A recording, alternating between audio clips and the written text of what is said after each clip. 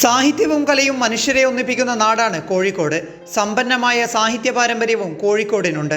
സാഹിത്യ നഗരം എന്ന യുനെസ്കോയുടെ പദവി ലഭിക്കുമ്പോൾ അതിന് വഴിയൊരുക്കിയ സാഹിത്യകാരന്മാരെ ഓർക്കുകയാണ് നഗരവും നാട്ടുകാരും. ഇറച്ചിക്കണ്ട മൊയ്തീനും നൊണ്ടിപ്പറങ്ങോടനും ഊനിനെ ഇടയ്ക്കിടയ്ക്ക് സഹായിച്ചുകൊണ്ടിരുന്നു. അന്നത്തെ പ്രധാന അതിഥിയുടെ മട്ടിൽ കേളു മാസ്റ്ററും ഇരിക്കുന്നുണ്ട്. ബാങ്കിൽ നിന്ന് ഇറങ്ങി തെരുവീതിയിലൂടെ നടന്നു. അപ്പോൾ ഒരു ആലോചന, എഴുത്തു കൊടുത്താൽ സാറാമ്മ വായിച്ചു കളിയാക്കുമോ അതോ മറുപടി കൊടുക്കുമോ?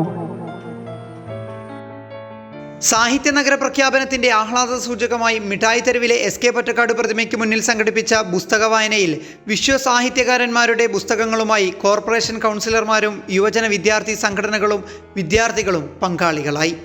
ഒരു തരത്തിലുള്ള അഭിപ്രായ വ്യത്യാസവുമില്ലാതെ, ഒരു രാഷ്ട്രീയത്തിൻ്റെ നിറമോ ഒന്നുമില്ലാതെ നമ്മുടെ കോഴിക്കോട്ടുകാർ നെഞ്ചിലേറ്റിയ ഈ ഒരു യുനെസ്കോ സാഹിത്യ നഗര പദവി അത് ഇന്ന് ഔദ്യോഗികമായി നമുക്കിത് പ്രഖ്യാപിക്കുകയാണ്. പുസ്തക വായനയിൽ പങ്കുചേരാൻ സാഹിത്യകാരന്മാരായ SK പൊറ്റക്കാടിൻ്റെയും വൈക്കം മുഹമ്മദ് ബഷീറിൻ്റെയും തിക്കോടിയൻ്റെയും ബന്ധുക്കളും എത്തി.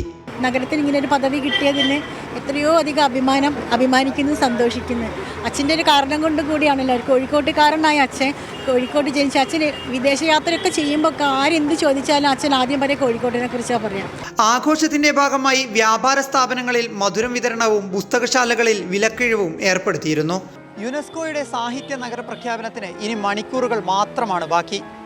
കോഴിക്കോടിൻ്റെ സമ്പന്നമായ സാഹിത്യ പാരമ്പര്യത്തിനും ഊർജ്ജസ്വലമായ സംസ്കാരത്തിനും ലഭിച്ച അംഗീകാരമാണ് ഈ ഒരു പ്രഖ്യാപനം. അതിനെ വരവേൽക്കാൻ ഈ നഗരവും നാട്ടുകാരും ഒരുങ്ങിക്കഴിഞ്ഞു. നിബിൻ രാജിനൊപ്പം റമീസ് മുഹമ്മദ്, കൈരളി ന്യൂസ്, കോഴിക്കോട്.